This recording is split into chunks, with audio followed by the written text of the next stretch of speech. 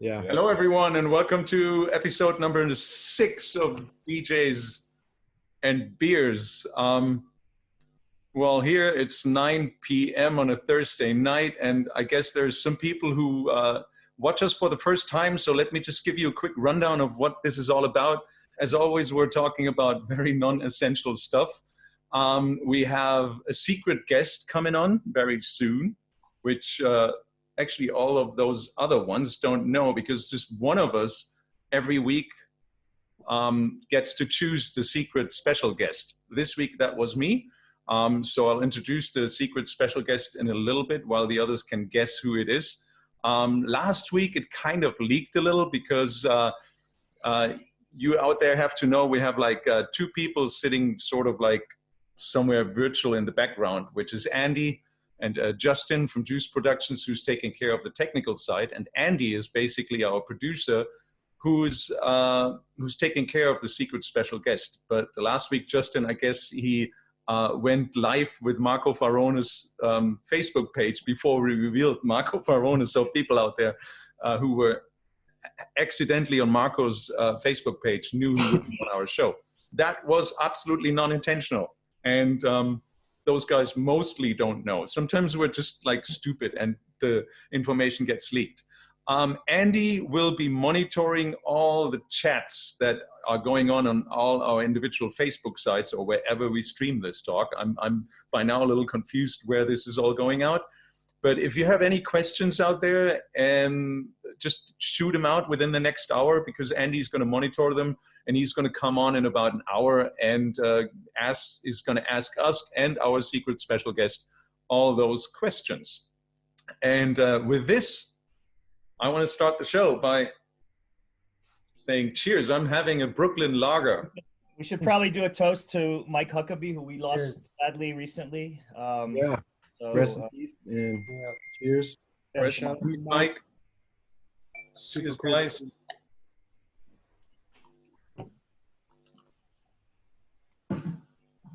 Yeah, anyone's like, I've never had the honor to meet Mike Huckabee. Anyone else of you knew him personally?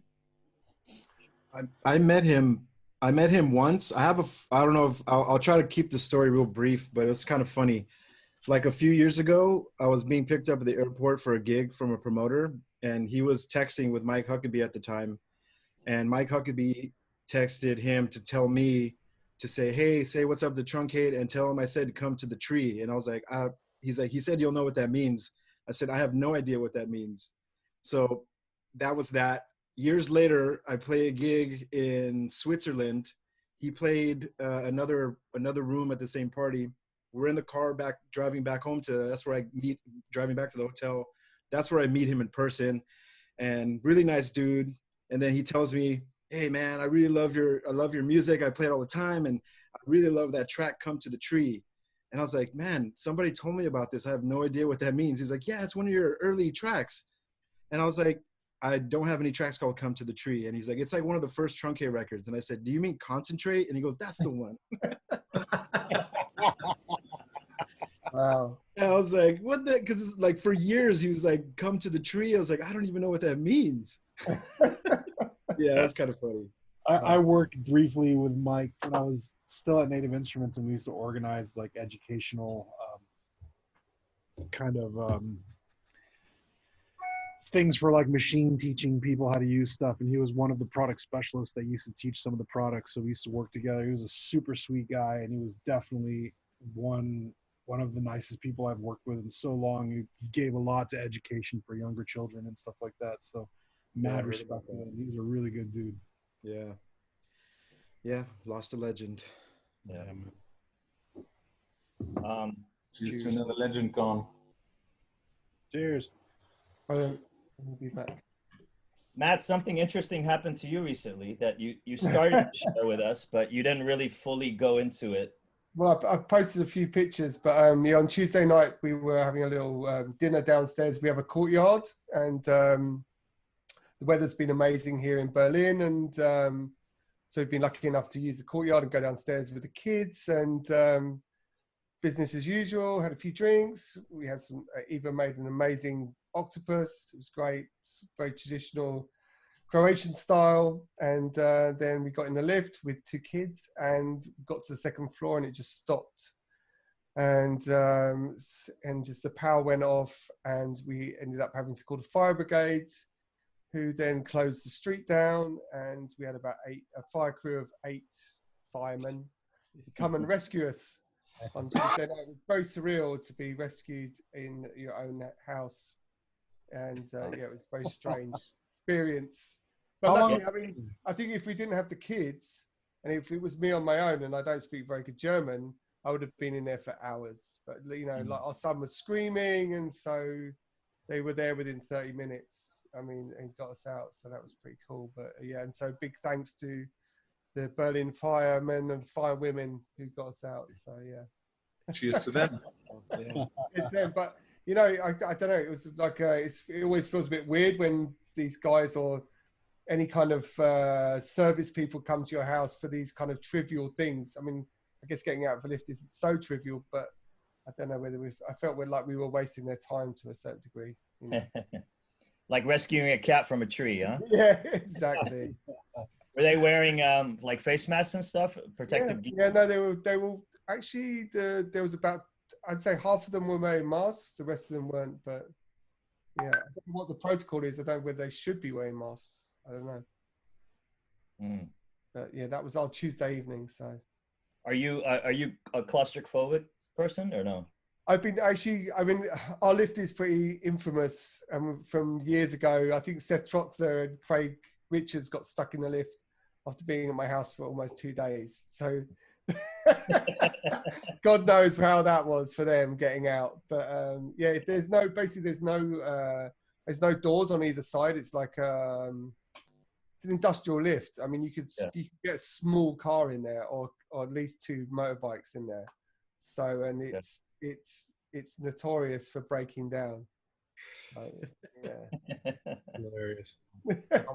How many floors up is your place, or how far were you? We're on the 5th floor. We live in like it's a pretty old building, and we're on the back part of the building, and we literally have no neighbors. It's all commercial offices. We have 2 neighbors downstairs who we'd met that night, and but yeah, I mean, I've been stuck in there for hours before. So wow, hours, yeah. Hours. Yeah, I mean, I don't speak German very well, so I don't get the service maybe. So I've never been stuck in an elevator in my life. Yeah, me neither. I don't want to be. You guys just live on first floors in LA, right? Pretty much. Earthquakes, man. Earthquakes, right? This is grounded. Ali, you got stuck in a lift, didn't you, with Marcel? No, years ago we were doing a boiler room at Richie Houghton's house, and Marcel was playing along with Alva Noto, Carson Nicolai, and Daniel Miller, Rich, me, and he invited. I couldn't believe he was using his house for the boiler room, so he invited tons of people there, and everybody's using the lift constantly, going up and down. And at one point, we heard that like 3 or 4 people got stuck in his lift. And, you know, because he lived on the top floor, nobody wants to take the stairs. So, you know, as many people as can fit end up going into that elevator. So then we go down and we see there's like a little crack, and we see who's in there. It's like Michael Weicker, Marcel Detman, maybe even Ben Klock. I can't remember. I think maybe Gideon. Yeah, Gideon was in there. Gideon. That's where I heard the story from.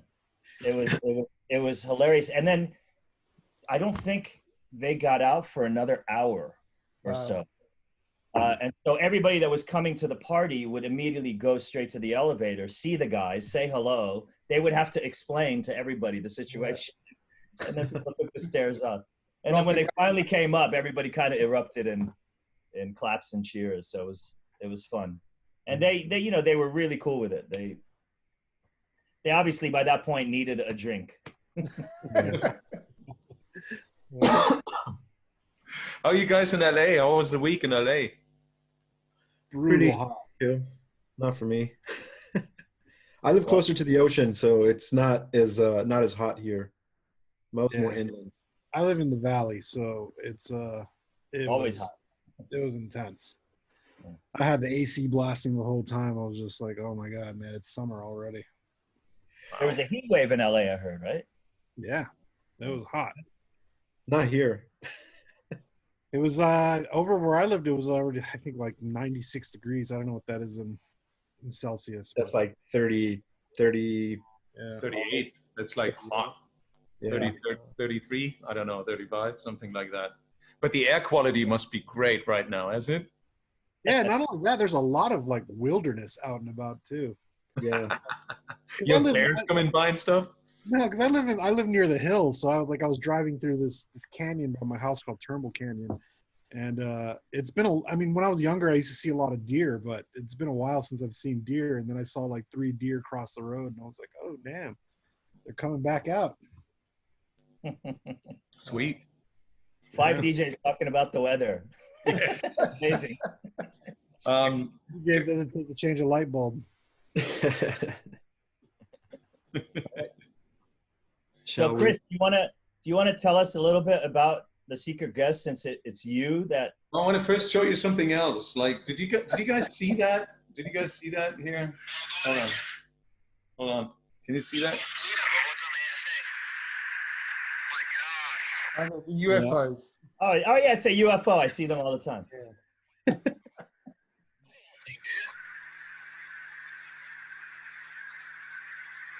Just propaganda, Chris. They're just trying to, just by making marijuana legal, they're just trying to numb the audience. Look, it's rotating. I mean, guys, come on. This is the U.S. Navy basically releasing footage of UFOs. As And nobody gives a shit. Nobody cares. As the country's falling to bits, so this is why they do it. It's those little things, drip feeding the nation. Are you really thinking that is the case? That's the case? Well, then it didn't really make a big wave because nobody really talks about them. But I think it's pretty insane. To be honest with you, that footage isn't necessarily new. I mean, that footage was out. Been around, exactly. Yeah. Been around for a while. But now they confirmed it. I think the Navy finally confirmed it, but the pilot who released it was doing interviews and talking about it for a while. He was the guy that was on Rogan, right? Yeah, he did the Joe Rogan show and so they a couple other like UFO shows and stuff like that. They confirmed that it's an unidentified flying object officially, and I have no idea what it is. Exactly. Yeah, and it flies like 140 miles against the wind, and it turns, and there's more of it. Like, what can this be? But anyways, yeah, we have a. That's a good segue to our next guest. What? Did anything leak again? Do I have to say anything? All right, I'm very happy to tell you that my super secret special guest for tonight. I don't think it's an understatement to say that the global techno scene would not be the same without this artist. I can refine it a little, which doesn't give away too much clues. The Berlin techno scene would definitely also not be the way it is today. This artist also has very much an admiration for a band that I admire too, and most of you too, a band that Daniel Miller once discovered, and also remixed Cover Me from the last album, which I love that remix. I played it up and down. This artist has an amazing playlist on Spotify called Isolation that I was basically listening to all day. Mo's already Googling it. Oh, no, I was checking the live feeds, but yeah, right. And yeah, well, and I mean, we can make it a little shorter. Also, this artist maybe can reveal something about the video that I just showed. Yeah. That's a random clue. Okay. That's a pretty random clue. So they're in on the UFO. I know who this artist is. I know who it is. I think I know who it is. Okay, shoot it. And then I invite the artist. I think it's Ellen. Yay!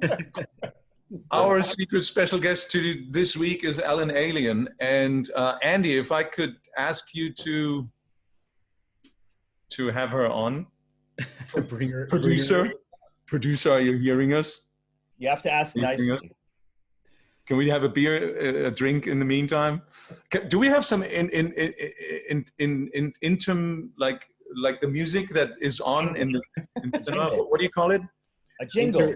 A jingle going on? Or something like that? Just to have some time, because I yet don't see her in my participant list, and we need to get her on the participant list. Well, guys, let me use this chance to tell you once. Let me use this chance to tell you once again that oh, Andy, yeah, come in. Let me tell you to again, if you haven't joined us from the very beginning, or maybe you already zoned out while we're talking about elevators. What is this? All right. Andy is our producer in the background. Hello, Andy. And he's monitoring the chat. So if you have any questions, shoot the questions. Andy will come in about less than an hour and basically gives us the questions so we can answer them. And that's basically the case. So shoot the questions on, it doesn't really matter. Does it matter? On which comment sections, wherever? No, it doesn't, right? And I think they're monitoring all the questions everywhere, so. Alan, we already revealed your identity. Connecting the audio. I'm sorry that you're wearing the mask still, but we already revealed your identity. You're on? Alan, can you hear us? Ooh. Alan, we already revealed your identity. Ah, so I can take this shit off? You can take the shit off. Whoa! I'm so happy. Oh, it's so hot, guys. Welcome. I'm sorry, we're still new to this. We're still trying to find out how to do this. And I thought we'll put you on earlier with your mask on, but I think that was a misunderstanding between me and my producer, Andy. Oh! Hello, Alan. Hey, Alan. How are you, Alan? Hello, guys. How is everybody? We're good. Not bad. Good. So amazing you're joining us. Thank you. Yes, of course. That's Are you drinking a beer? a tequila. Oh, tequila. Right. Cheers. Chin chin, guys. No, I'm not a beer drinker. No. Ever? I'm drinking mostly, if I drink alcohol, I love tequila with water. Yeah. Yeah, I can't like tequila straight. It's like instant heartburn. Oh, Really? Yeah. Same with mezcal. I gotta like water it down a bit. Always mix it. Always mix it. We had some tequila together in Tulum. That was the last time I saw you at the afterlife party. Yes, we found you on the entrance, and it was really hard to get in. It was overpacked, no? You remember? With your girl, this girl running the shop in LA. Yeah. Dolls Kill. Yeah. Hey, girl, check it out. It's a very funny web store or store for rave clothes, like in the 90s. Yeah. Some sexy issues. Oh, yeah, we met there last time and had a nice tequila ride. Oh, nice times. Still everything on top. Feels like it was forever ago. And now we are so quiet. This was just mid-January. Yeah, just a few months ago. It's crazy. And now the world has changed. It's like, yeah, it's crazy. Everything is very peaceful now. I'm overslept. How are you doing right now? Yeah. How are you doing right now? And how is it for you, this whole thing? I mean, it's not only about me or you, it's about us, of everybody. I think for me, it's like the ending of the globalism. It's like the global crisis.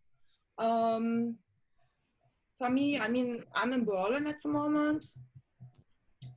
Here's my family, my friends. I have a brilliant roommate.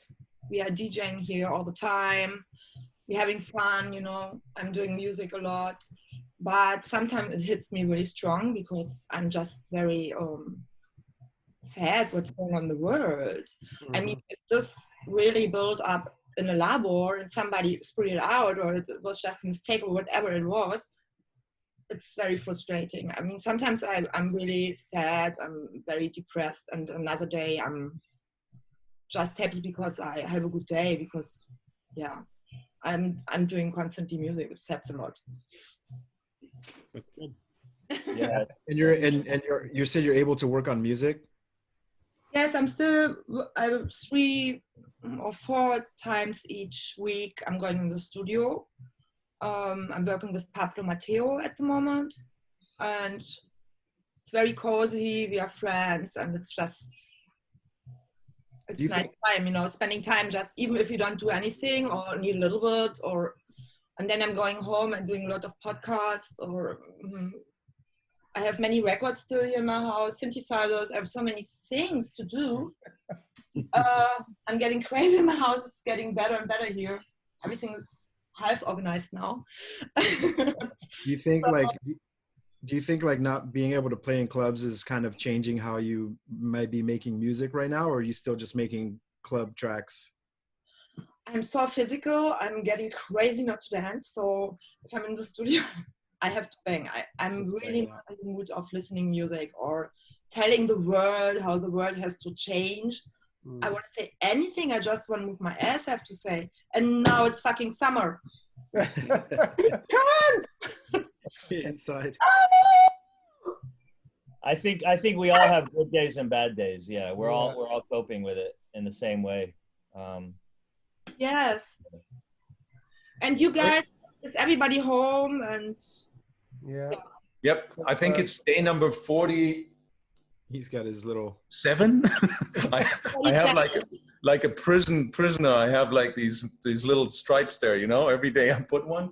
It's too many to count right now, but it's the 6th episode we're doing, so obviously it's at least the 6th week of isolation here, and it's so interesting. Like I feel a lot like club music somehow. I want to move, and when I do those streams, I just like bang it out like crazy.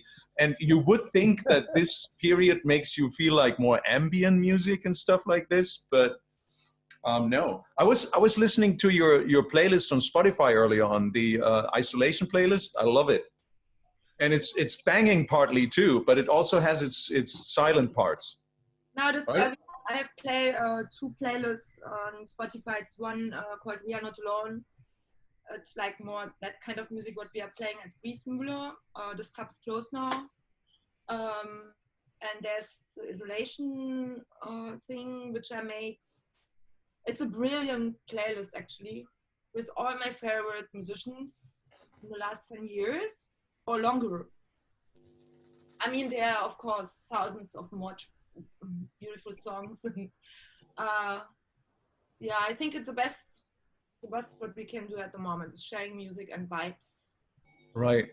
And good together and not like fucking each other up like fucking us. Ellen, do you think people are going to be out tomorrow in Berlin? Do you think people are going to go out?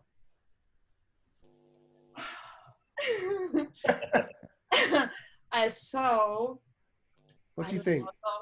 I mean, tomorrow it will be very quiet. I think it will be a very sad 1st of May. I mean, it was like a very radical day.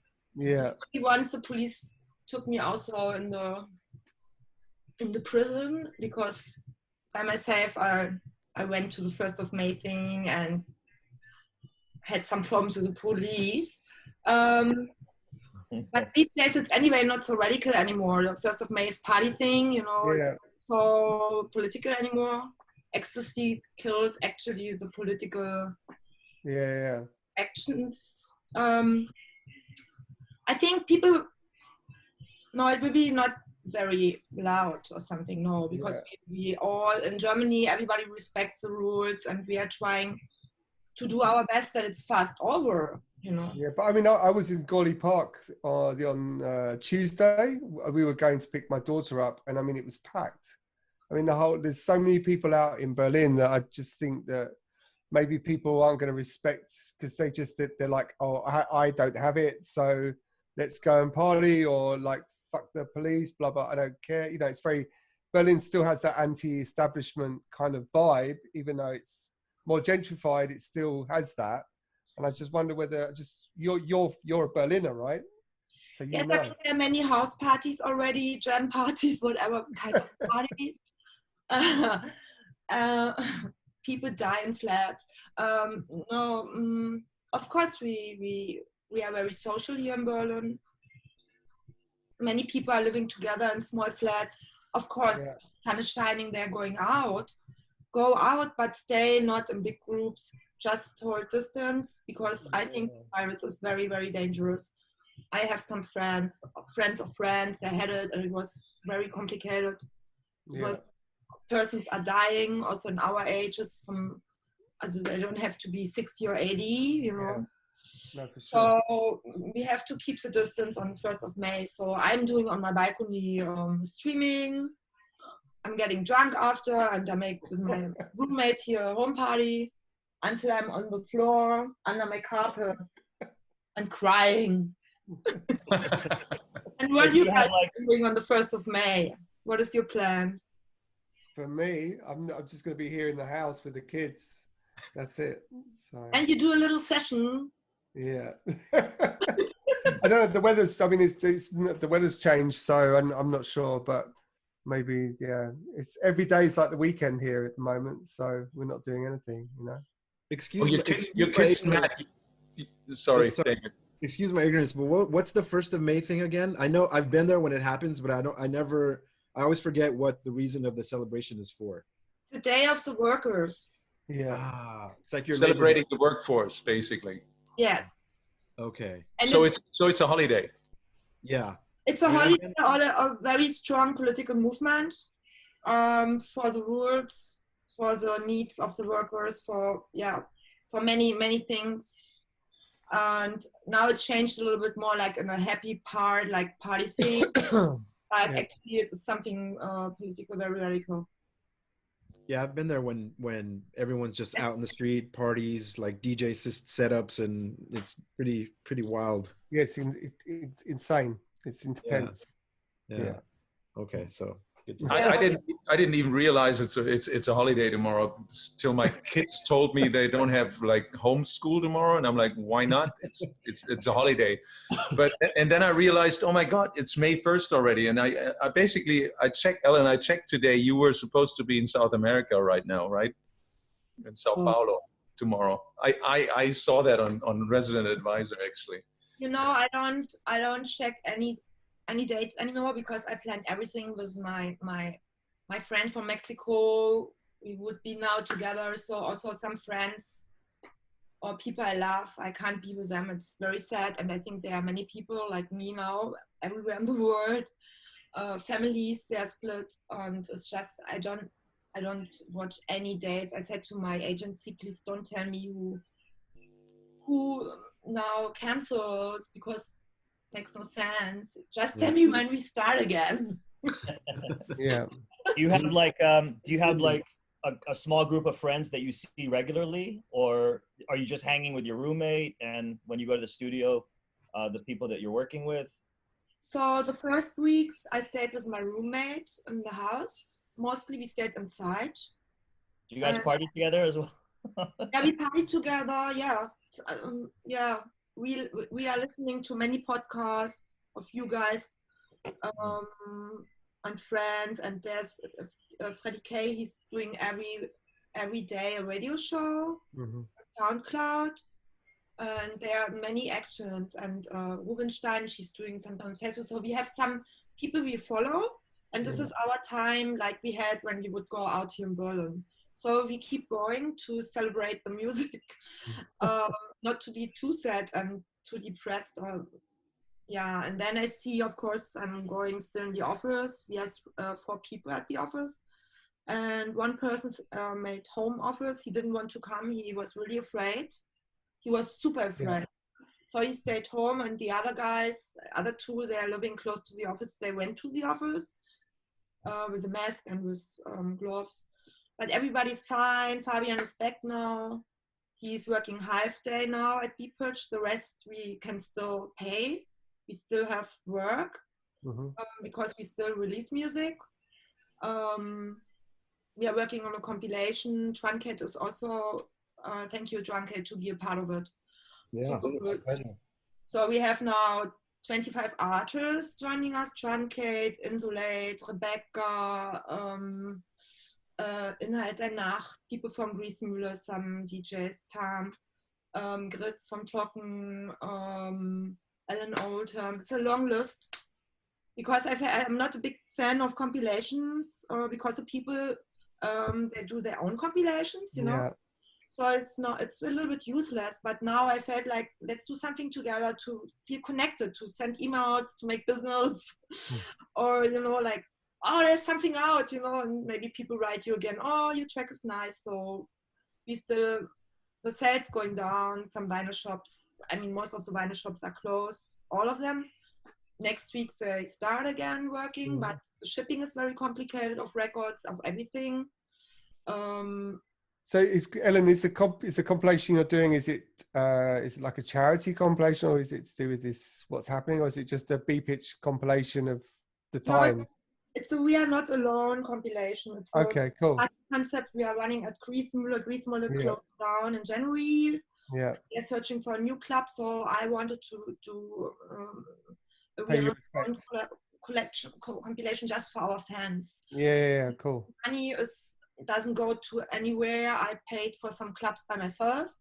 I don't want to ask people paying for something. I do that for myself. Okay. And I helped already some clubs, and I will do that. Every day I get emails. It's super hard to decide who should I help. Yeah, for sure. Because everybody needs help now, and now we have to help each other, of course. Yeah. And it's just the beginning. No, for sure. I mean, I'm involved with this compilation for the NHS in the UK, and so, but I mean, it's just a very small. All I can do is I've donated a song, but I mean, yeah, like you said, this is going to be a very long process. So we have to do what we can, and I think like this compilation you're doing, I mean, it was such a great night in this club that you need to remember it as well, right? So yeah, and you know, when it closed down, I wasn't in Berlin. I was in Tulum for my vacation, and I seen everything on Instagram because they talked to the government, and I cried because it was my home, because they let me do what I wanted to do. I could play however I wanted. It was a new club with new energy, with fresh energy, without anybody of the owners or people telling you anything what you have to do. It was a free place, yeah. But I think they will find something after, but now we have Corona. In 1 year, we talk again about it. And what about this fire at IPSA? What, do you know what happened? Any news? No news. The IPSA burned down like 2 days ago. Yeah. Warehouse, and one fireworker nearly died. Oh, really? Yes, he's very. Oh wow. Very sick. Oh well, yeah, and IPSA. In IPSA we did also events. Beautiful club. Yeah. Yeah, but I think the Berlin club scene. I mean, Corona, of course. Some clubs can't pay the people anymore. Maybe they have to sell their events. I don't know how they can survive. We have to see what happens. Yeah. Ways. The government has to help also. We will make it. Yeah, I think that coming down. You know, Corona, fuck it. I think that from speaking to friends and speaking to this group, I mean, I think being in Germany is not a bad place to be during a situation like that we're going through, you know. And also I think the support that, you know, that we're getting, and also that helps the workers or people out there, I think it's, you know, it's great. So I mean, we have not only Corona. Thank them, you know. We don't have only Corona problems in the world. There's Syria, there's Russia, the president in Russia. There are so many things there on the side now. We have to keep the eye open, otherwise they do what they want. You know, everybody's talking about Corona. It's all the focus is on Corona, yeah. So like, of course, so much could be happening that we have no clue. Just like UFOs. Yeah, you put the UFO video out, no one cares. And that's the thing, no. I laugh my eyes off. I mean, next level. Hey, why not? They can pick us up, no? Bye-bye. Take us away from here. Yeah. I don't know if you saw that, but I showed the video of the U.S. Navy filming the UFOs. You know, the U.S. Navy has revealed some footage of filming UFOs, basically. Did you see that, Ellen? Yes, I saw it. It's very pretty, and of course, I'm believing I'm believing that there's something. Of course, there's something, but I think they don't want to talk to us because we kill each others, and even they don't up to bring us to the beautiful planet, my dream planet. So I don't know. Maybe they saw something that, or fake news. We don't know. I mean, there's so many fake news. Doesn't matter if it's UFO or if the president is talking about underwears. Yeah. Let's hope. You guys have friends that are buying into conspiracy theories? Because I have friends sending me like crazy messages with videos and links to articles. Like I have a few friends that are really like going down the rabbit hole of and apparently right now with the fear of COVID, it's ripe for conspiracy theorists to get people to pay attention to whatever it is their platform is. Yes, I mean, we don't know what they're seeing, and every brain is different, not so relaxed, or maybe they saw something what we can't see. You don't know that. Everybody's free for different theories, and what I feel is like what you said, like the illness is getting bigger. Mentally, in my area where I'm living, it's very, I moved here because it's for women in the night, because sometimes I wake up in the night and I want to go out and buy me a drink or whatever. I want to make a round to go back to sleep. This freedom I want to have as a woman in the city I'm living. So I moved in this area. So last week my friends were here and I wanted to bring them 3 o'clock in the night home, halfway, 10 minutes in Berlin. So I bring them half home. Of course, everything's super empty here. Empty. Only strangers in the streets. Yeah, I saw maybe 5 people, strangers. I said, "Oh wow, what's going on here? What kind of people are on the roads?" And then I wanted to go back home by my own. And there's a guy behind me, running behind me, faster and faster. I turn. What do you want, bitch? And no, I didn't say bitch. She said bitch. What do you want? I said, you bitch. And then he started running to me. I said, what the fuck? Running away towards Platz. Luckily, there was Späti open. I called my friend to pick me up. I was so afraid. As a woman at the moment in Berlin, it's so dangerous. Yeah. Also in underground, because the illness is getting bigger. And I think the people, when it's getting quiet, when they're living outside, they're getting crazy. Or maybe they think, okay, it's empty in the roads. Now I can take girls, animals, whatever is passing by. Yeah, I mean, I think that around the same thing happened to a friend of ours in just near Hardwax last week, and it's definitely getting more crazy around Cotti and this area. So I don't know. Yeah, maybe it's. Then we should definitely put out an extra toast because it's May 1st tomorrow. Workforce, an extra toast to all those people who are working their asses off to keep us safe, and all the nurses and the people in the supermarkets and the delivery people and the police force and all those. Cheers to you guys. People, the hard workers at the moment. Thank you. To those hard-working ones, because we're just sitting here talking. Yeah, we are just sitting here talking. We have no work anymore. Exactly.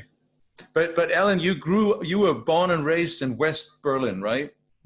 Yes, I born in West Berlin, and when the isolation started. So you know a little bit about isolation. Yeah, isolation when it started.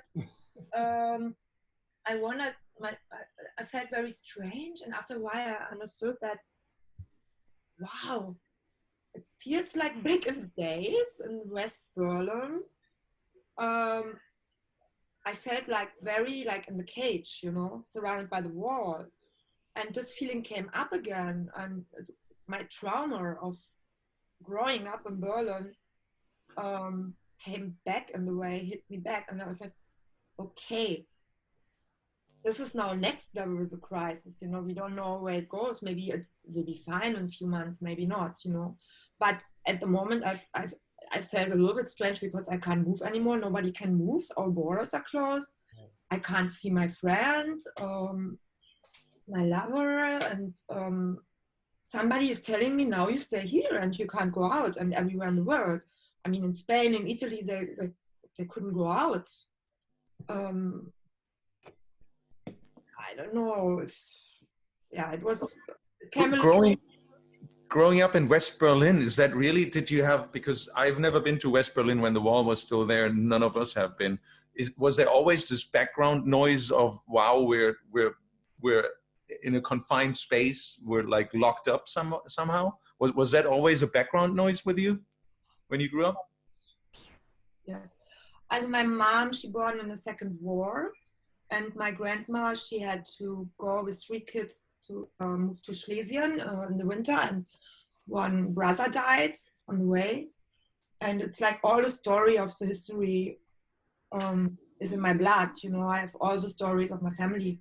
So I grew up in West Berlin, surrounded by the war. It was very peaceful. Sometimes not, because we had the Alliierten. US was still here. So, and it was like military feelings all the time. It was a military city. And so when I played next in the forest, there was always a wall. And the wall was always called dangerous because people tried to jump over, be killed, or whatever you see in the news. You know, it was very, very military. So when we wanted to visit my family in the east, we had to pass by the border, and it was, you couldn't take newspapers, they controlled you. So me as a kid back in the car, like shaking, because guys with guns checking our cars. I mean, I felt very like, yeah, it was very military. Of course, for East harder, completely different story, communism, and so the world came down, and Alan was the most happiest person in the world. I think if I wouldn't see that, I couldn't be who I am today, doing my own thing like that. This has really a lot to do with what happened in Berlin. It's a political, social movement for me, techno, and what I'm doing as a woman since the beginning, first generation or second generation, whatever you want to call it. I couldn't do that otherwise. Do you feel like right now, with everything going on, that you could kind of maybe make some sort of political statement with techno music? Like, let's say with clubs closing down, we spoke about this in another show before about, you're probably most likely going to have like renegade parties. People are going to be throwing underground parties, kind of like to fight the system, kind of a thing. You know, do you think that would probably happen again during these times? I think it will be, I thought the same, maybe it will be a little bit more radical again, but I think it will be like we have 50 people can do parties together, and then it will be more like a hipster thing. You can enter, you not, you know, or maybe you have to make the test, which is expensive. Yeah. Short the test, or you know, test 50 euros, 100 euros, however, I don't know how much it will be. For me, it will be a hipster thing, or you make it really illegal, like private with your friends. But you know, all what here, everybody there, all of us doing our own businesses, our labels. What we are doing is already very social and very radical on the other hand, because we are trying to push our music we love. Yeah, we are fighting for it. Yeah. We have to deal with many things coming through, money, whatever we try to, we are surfing, you know, every day. Yeah. The radical part could be tomorrow, 1st of May, for example. It will be for me what I'm going to do. Let's see what I can do here in Berlin tomorrow for the workers, for the respect of everybody. But to do something radical these days in techno, it's not like, because it's so fashion, it's so big. Yeah, because you know, like there's people that don't believe in being locked down. Like there's going to be that group of people for sure, and they're going to be techno heads, and they're just going to be like, let's fight the system, let's throw a party because we want a party, and we don't want to have the government tell us to be locked down. You know I mean, what this happened. This It's happened also happened. in LA. I'm Yeah. sure. And in Washington maybe too, and in Frankfurt, and yeah, this happened. Of course, that the people make communities together, little groups, but these are friends and friends Yeah. sharing vibes together, having fun, smiling. I mean, hey, people go for it outside. Whoever is listen, of course, dancing, spending time together, feeling free, feeling physical again, and relaxing while you dance. I mean, wow, we want that so much. We Yeah. can also, if I can do it with my roommate, also, or with 5 or 10 or 20 people. But when? You think our industry is going to ultimately, when we get through this, benefit from this shutdown and the effect that it's having? Do you feel like we were headed in this direction with too many festivals, too many DJs, the market being saturated by too much mediocre music, whatever? Do you think this is going to be viewed as like maybe a correction or a reset that we needed? I don't think so. I don't think so. I mean, I have nothing against festivals. I have nothing against small, big clubs, whatever it is, because people choose it. People outside choose what they want to listen. How they choose it doesn't matter here. They choose it, okay? To playing in a big festival or by myself on the dance floor with my some DJs playing I love so much, and I'm in the middle of the dance floor and just with my friends dancing and closing my eyes and the lasers and whatever. I love it, you know. I mean, mushrooms, tequila, but Ellen, do you think that the trends will change if there aren't any clubs?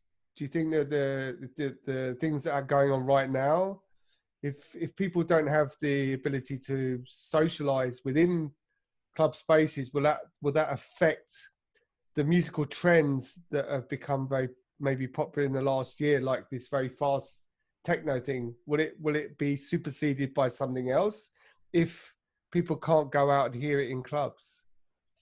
I think the people, how Truncate said, there's this radical movement or this movement of little groups, and there's we still bring music out, so people will listen to our music and they will have flashbacks.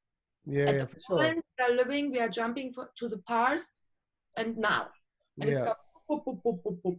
So flashbacks, creations. We have to see. It's also not up to us who can run parties after the crisis. For sure. Which person, which club owner open the doors again? If there's Berghain not anymore, there's no Marcel and no Ben first, yeah, and all the resident DJs and the vibe and whatever. Okay, another club will open, but they can't do it as Berghain with this, all this history and experience, or Awakenings, or CSD is cancelled. Okay, CSD is no club, it's something else. So we have to see who can survive. We need to help the clubs when they open and the festivals or whatever, the owners, to open the doors and that they can open the doors. Yeah, but I was more talking about this style, this super fast techno that's very 90s inspired. It's also very sort of fashion focused, and of course that means that it's very based upon people partying, dressing up. It has a kind of certain look, and without this social element, because you know this music is like to me it's a flashback to the 90s, right? It's 90s inspired. So without maybe a party, whether I'm talking about whether the trend will move on, whether those people who are maybe into that in 6 months will go on to something else.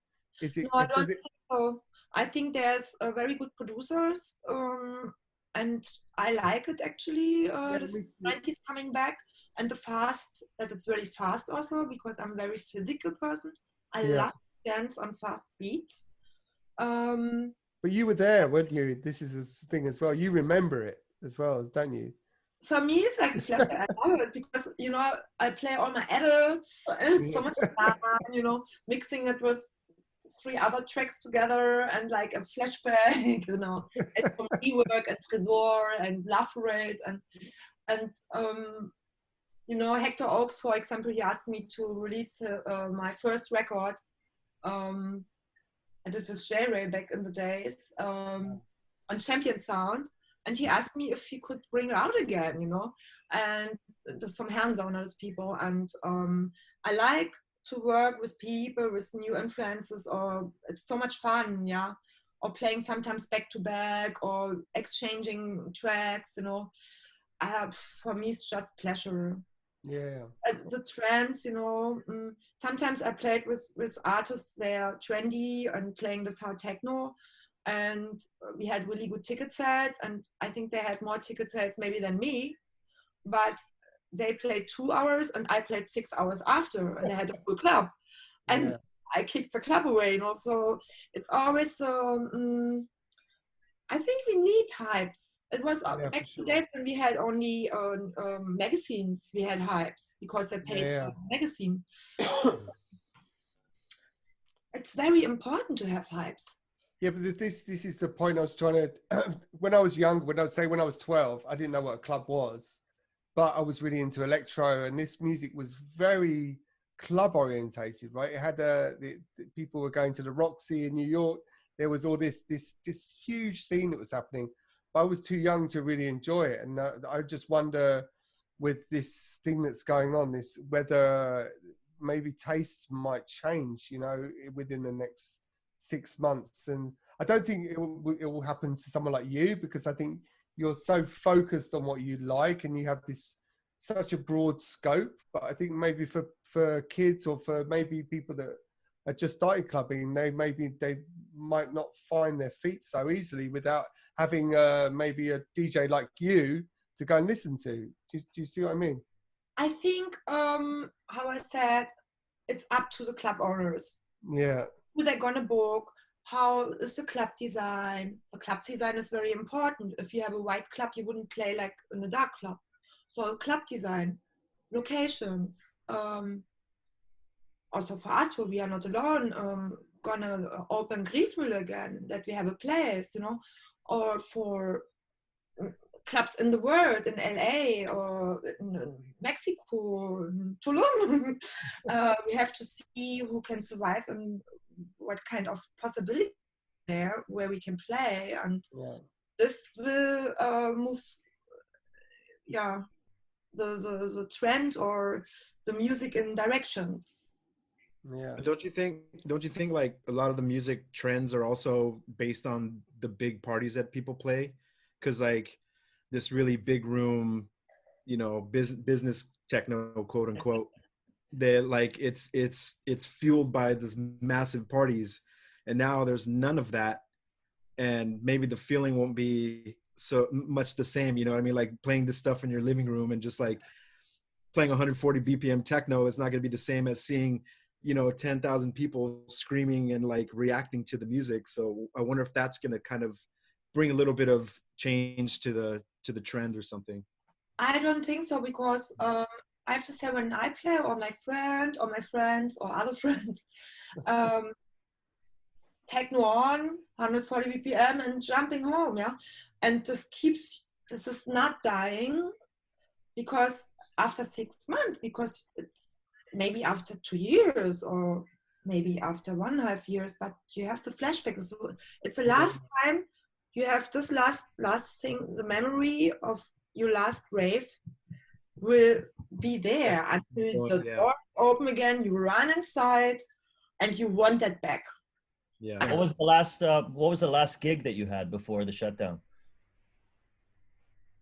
I played in Miami at Space, and after I played a festival, close to Miami, So I had a very cool gig. Miami Space was amazing. Was so good. I played with Ellen, as most people here who watch us know, you're running one of the biggest techno labels with Beat Pitch. Have you thought of changing your release philosophy during this time? That's the question we've been asking around all the time. If people who run like Matt running records, like, do you think it makes no sense to release any club music right now, or would you push it backwards? If you were like producing a great, amazing club track that you feel it, would you release it now? Would you wait until it's over? My company is not orientated so much counting the dollars or euros. I have a feeling to one artist, or we have a feeling, and then we release something if there's a lifestyle vibe which brings us together. I will call art exchange. I love that approach, but it's not only about money. It's also about like maybe that track is not going to be having its full potential once the clubs are back open. You know what I mean? So yeah, it's true, but how? Yeah, of course, we thought like, okay, can we press vinyl now? Is it possible? It's not so easy because of transportation also of vinyl, and the clubs, the shops are not open. So we said we will release now digital and streaming and the vinyl later. Maybe some vinyl release the next. And actually, we are doing now this compilation. It will come out in summer, and it's only club music, because I think I listen club music home. And I need new club music home. I'm freaked out if I don't have new tunes. Yes. Yes. Dance home. I want to mix my ass off with new tracks. Exactly. Cheers to that. Double cheers to that. Yes. I need to get a new beer. And actually, my next album is finished. It's done, and we wanted to bring it out in September or in autumn, and to bring it out now. It comes out in what did you explore musically on the album? Like, is it clubbier, or is it more introspective? Is it like more left field? We changed the release date because I think now music is very, very important at this moment, because people are alone home. They're really sad. Really, really sad. Maybe they're living with many people in one flat, and or they're on the other side of the world. I don't know. I mean, we have to remember that, like, when I was growing up, music was my therapy and my escape. And you know, it's hard to tap into that, but now it is, because we're all obviously, you know, we've got this pause and we're reflecting on everything, why we got into it. And you have to take yourself back to when you were a teenager, like what music meant to you. Yeah. That's exactly what it means, if not maybe more. Because now dance music, electronic music is so embedded in our culture. It's everywhere. So now maybe it means even more than it did for us when we were growing up. Yes. So. And the music I did is, of course, club music and listening tracks with a lot of vocals. And funny is that I'm singing a lot or talking about planet Earth. I'm talking about that I don't trust so much the human being or what we are doing, that I trust more rainbows and stuff like that, you know. So it's a little bit on the point what's happening now.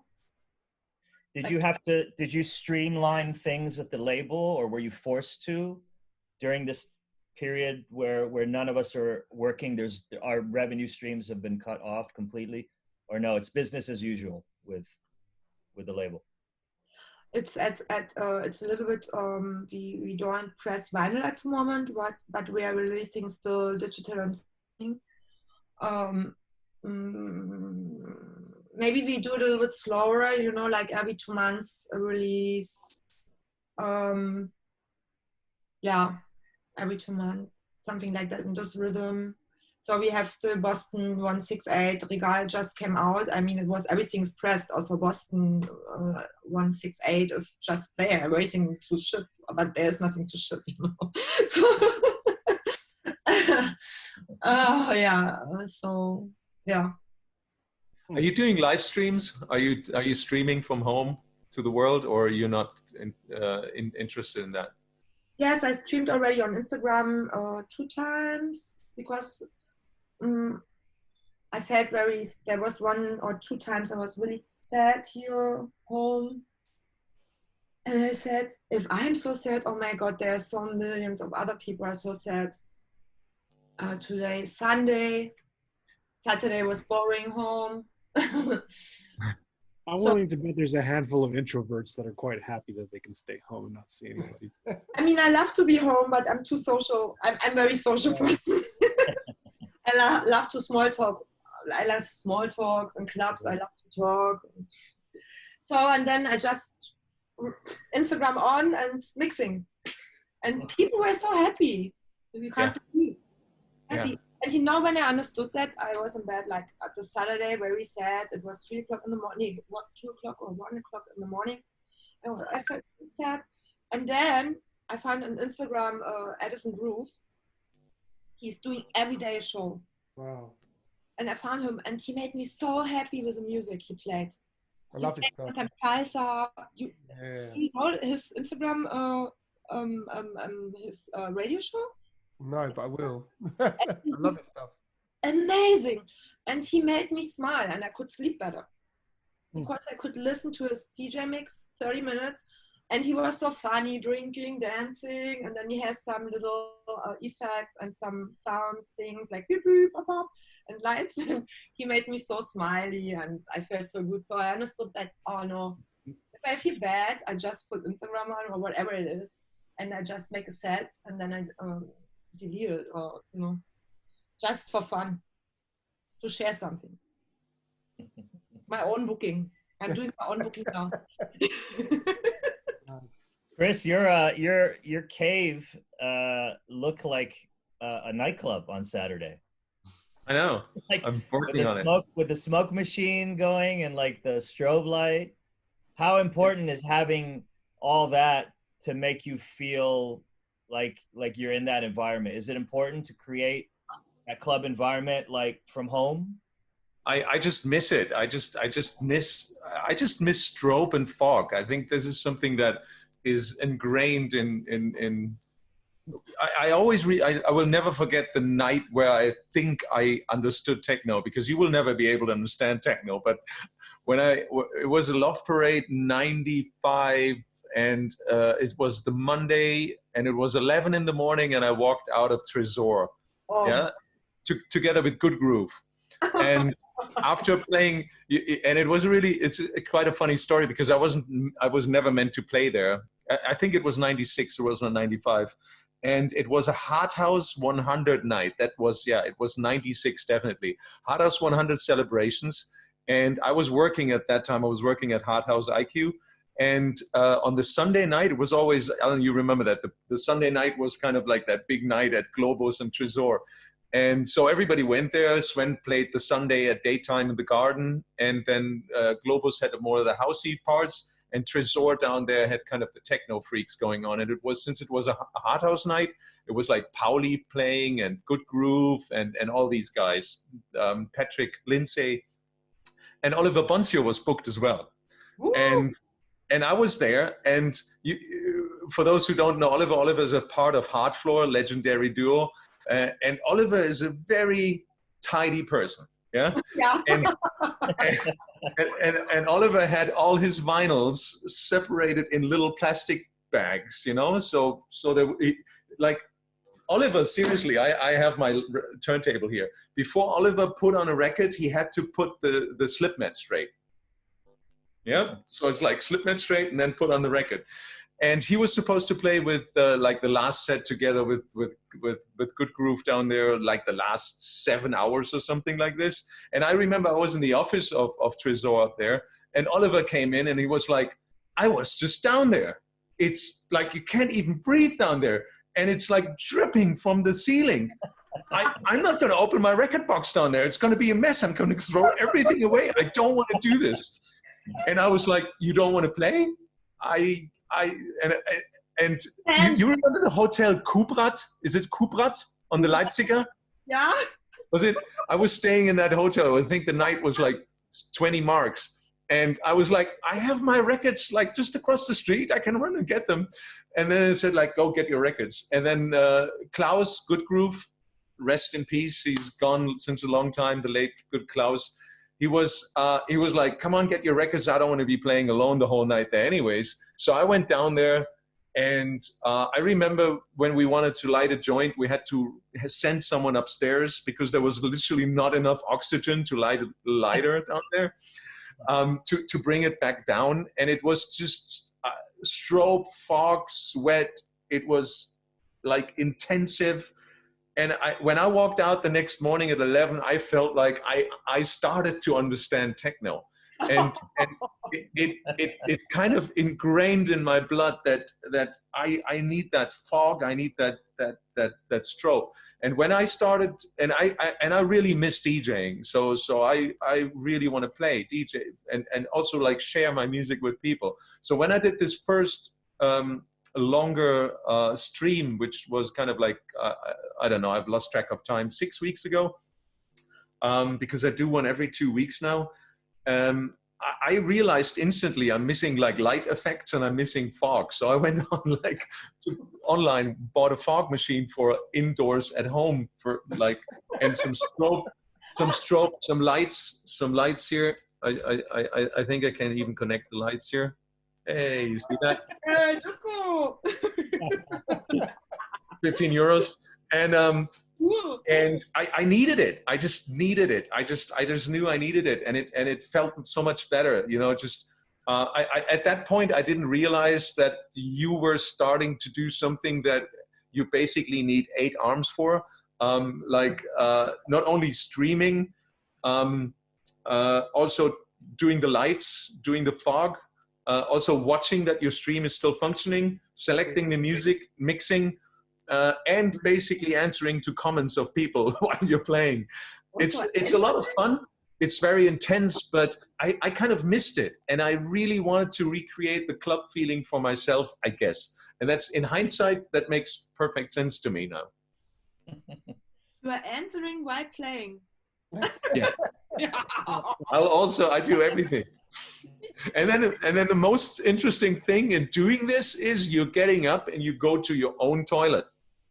Or you go to your own kitchen. You get a new beer. What are you doing in the toilet, baby?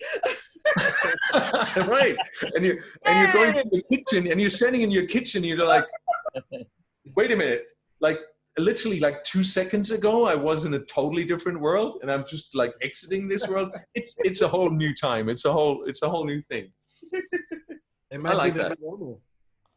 But Ali, I saw your reggae dub live Sunday. I loved your reggae set, by the way. Ali's doing a reggae set every Sunday, and he was wearing the glasses and had everything, and I just got sucked into that reggae set. And you also, I mean, created a reggae environment for it, didn't you?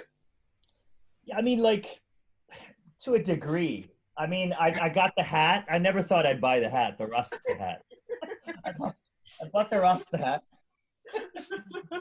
I was like just in cleaning and organizing my flat, which I haven't done in years. I found like these cool smiley glasses. Yeah, just trying to create a nice fun mood. I don't know. I still don't know if I'll take the plunge. Like for the Saturday night kind of techno sets that I do, I don't know if, you know, I have those in my Amazon cart, but I haven't like pulled the trigger yet. Like the smoke machine and the lights. Even though I'm addicted to the smell of the smoke machine. I mean, from an early that's a good smell. Oh my god! But I've noticed it's like smell really badly right now. I almost want to order it just so I can do a few puffs a day, so I can take in the smell. What have we become? Huffing smoke machine smells, man. How are you playing the reggae music? Like with your laptop or with records? With a laptop, and now, and you know, just before I was using Ableton for effects, and now I found my old space. I have that one too. So this one's the bomb.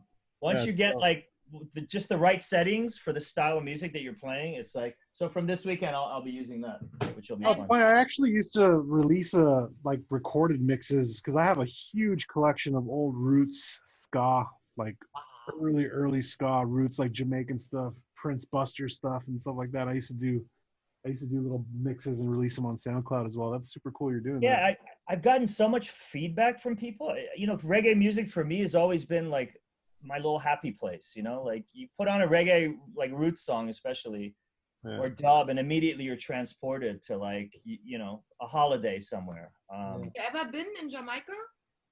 Yeah, I played a Jamaican festival called Tomorrow Today last year. And I actually did one of the streams in collaboration with Tomorrow Today. So they blasted it out on their And social. you visit the Bob Marley Museum? No, I was only in Negril for like 2 days. It was in the middle of a tour, so I didn't have time to hang. But I met a lot of really cool people.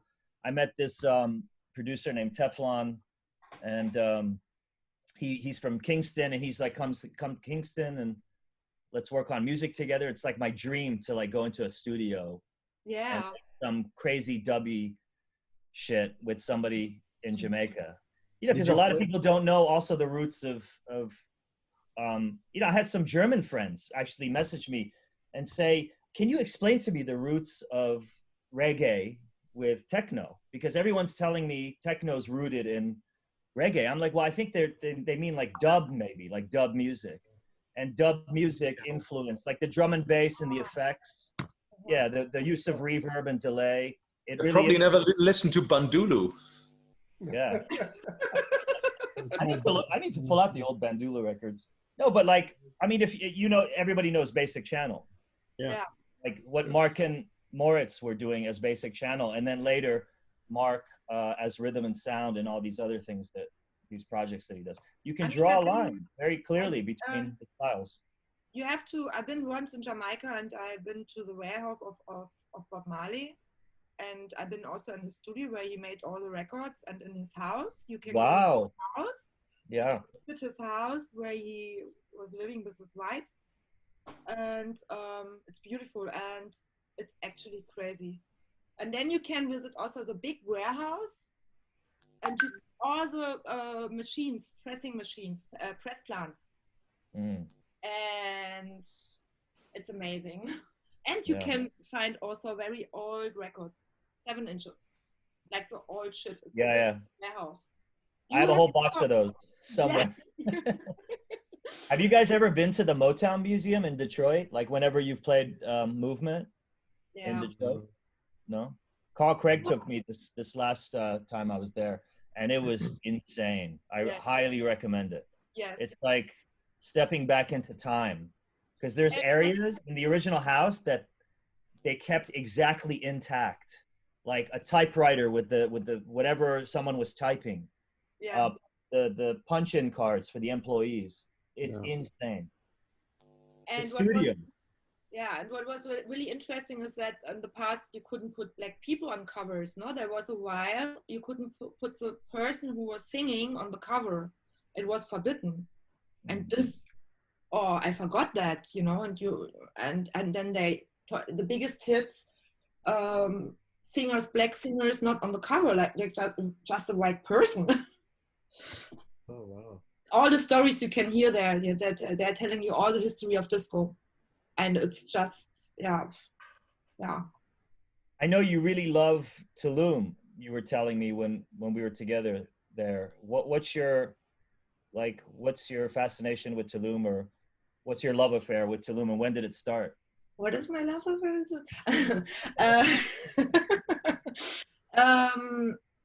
Actually, I love Mexico a lot. Mexico, because I played the first time 96 in Mexico, or 98, when it was like really, I mean, I came from Berlin, jeans, shaved hair, no makeup, no straws and clubs, you know, drinking cocktails. So I'm arriving in Mexico, playing for rich people. So I was a bit shocked. And after some years, I came back there and I started loving the history a lot. It's a very old history. Mayas, whatever. I traveled with apparat through all Mexico with backpacks and night buses. So I have a very strong relation to Mexico. Tulum was just a place because there are parties. And when I'm somewhere when I just play somewhere, sometimes I just stay longer. And this was the story with me in Tulum.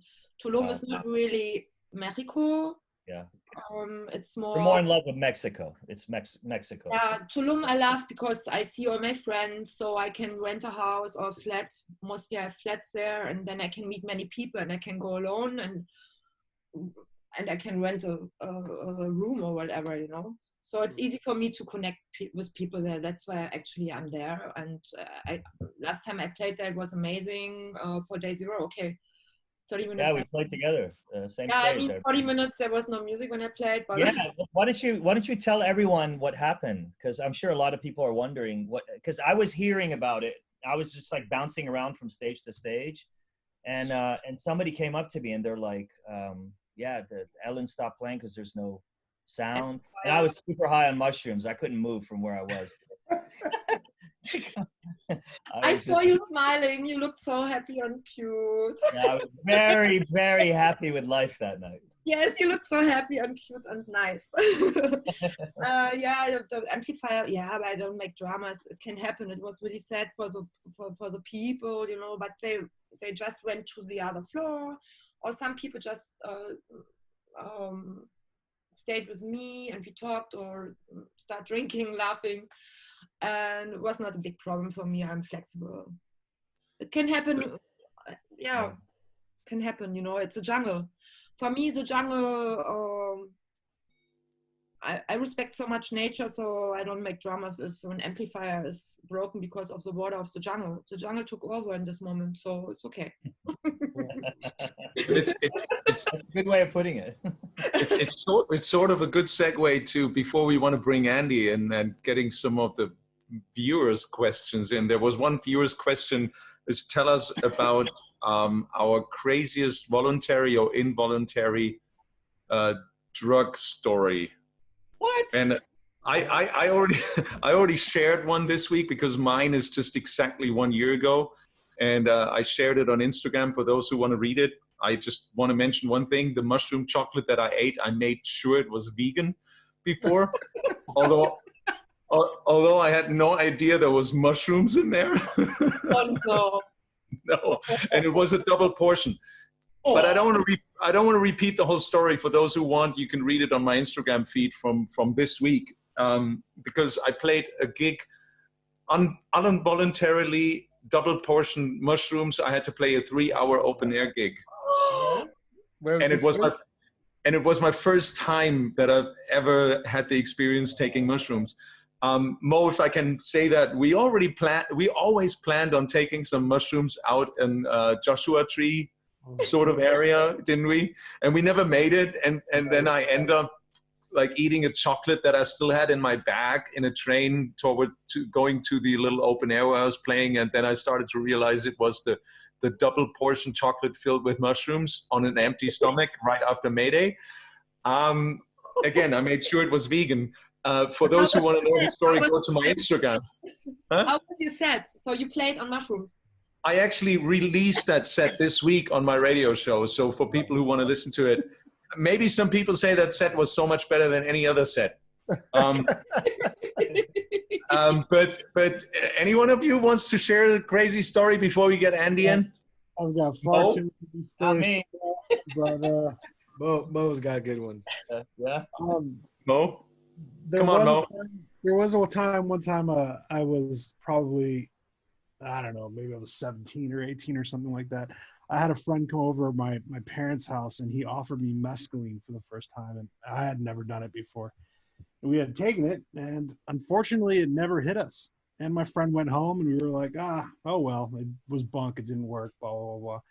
Later in that evening, around 7 p.m., a friend of mine called me and said, hey, we're going to go up, climb to the top of this hill and smoke a joint. Do you want to come with us? And I was like, yeah, sure, I'll go. So we walked up to this top of this hill and we smoked a joint, and like someone punched me in the face. My entire perception of reality had completely changed.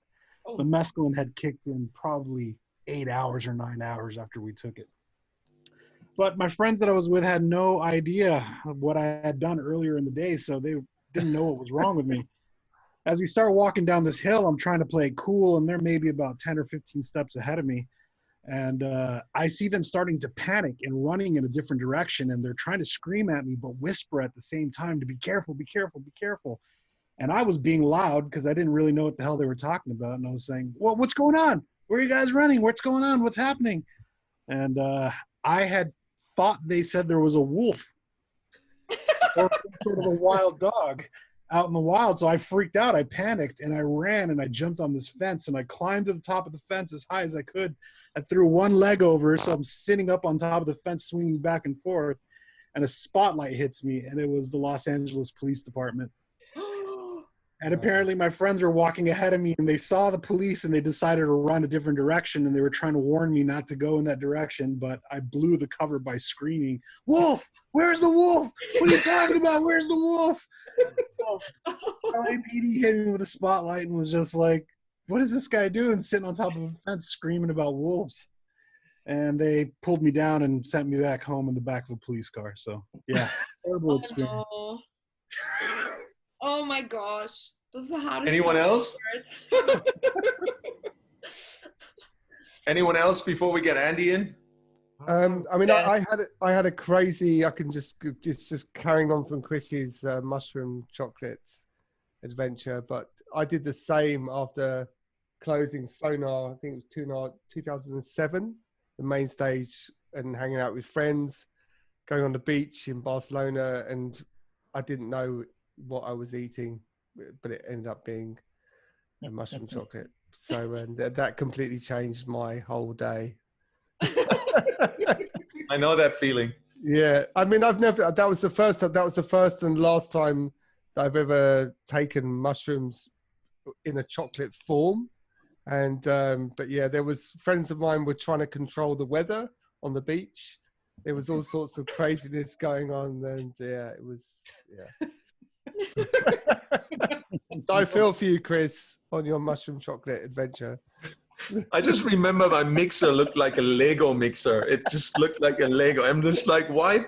I'm playing on a Model 1. Why is this not a Model 1? This is like, it's so small. It's so small. It's so colorful and small.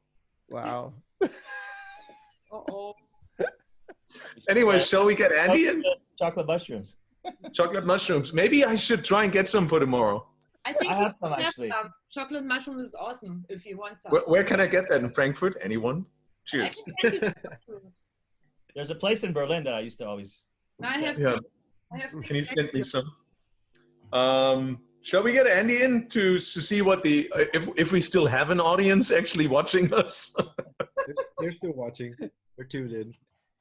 Maybe Andy, come on board, join us. Who's Andy? This is Andy, Our producer. He's a professional shucker. Hey Andy, how's things? There he Still is. anyone watching? Still anyone watching us?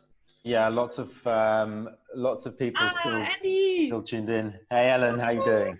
Hello. Yeah, lots of comments, lots of questions, and as Chris was telling one of his stories a little earlier on, another guy called Drumcell was commenting on the stream, telling us about how he got. Where was it? Doppelganger. He was remembering being at a rave in '96 and taking so much acid, I was finally able to solve complex mathematical equations. Wow, it sounds like you've got some more stories to tell at some point. Too many. And Marvin Hell also thought that Chris should start his own series of nighttime storytelling podcasts. Maybe just like the sound of your voice. Oh, thank you. Julianne Reminaya is loving Dubfire's reggae sessions. A lot of love for your reggae sessions, Ali. So keep them going. Lady Z says massive respect to all the DJs live streaming right now. Keep doing what you love.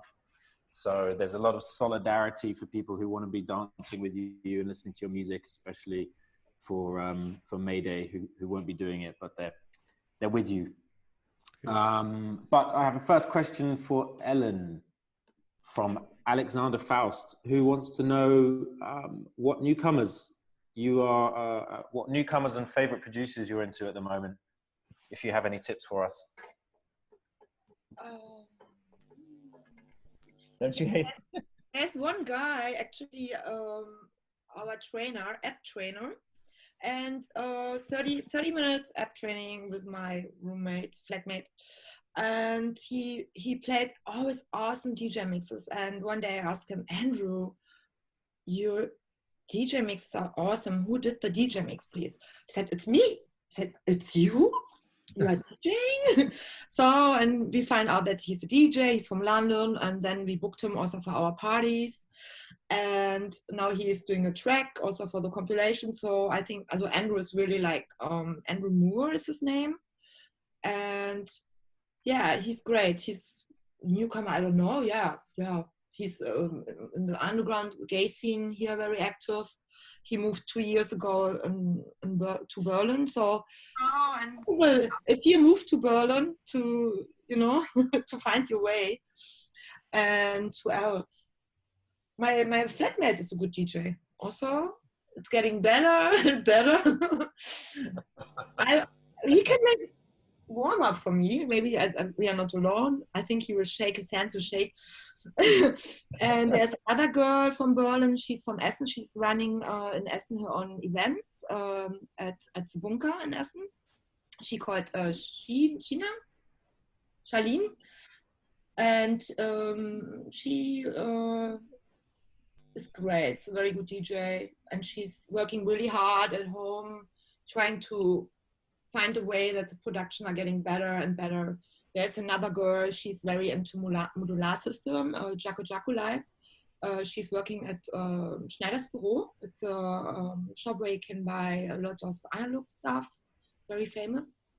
And she is sending me a lot of tracks and sounds, and she's awesome. I think she's very interesting, a very interesting producer. And I think there's so many, really. And for me, it's so much pleasure to connect with people with these energies, and if they're believing in something and working on it hard and enjoying music just to produce by themselves or doing DJ mixes or whatever, it's very trippy. Techno music or electronic music really can brings you to another level of whatever you want to be. Super. You've given some nice tips for everyone to go and check out, so thank you. General questions here. A bunch of people actually asking about the potential of virtual reality and how this can be incorporated into virtual clubbing experiences. Payam Hariri says, do you guys see the potential in virtual reality helping you create virtual parties during this long time before clubs can go back to normal? Bruno says, Alicia says, now a lot of events are being cancelled. Do you think we'll see virtual clubs, gigs being organized where fans have to pay a fee to gain access to your live set? So there's like the topic of paying fees to do streams. Is that something you could support? And also having a live virtual reality experience. Is that something you guys have come across? I actually DJ'd a virtual reality set Like 5 weeks ago. Really? Yeah. How did that go? I mean, there was nobody in the virtual club, so to speak, but it was streamed. You were alone in the virtual club? Well, it was streamed on Facebook what I was doing, so it had a lot of attendees there, but it was a funny experience. And a lot of people were discussing this whole topic of virtual reality thing.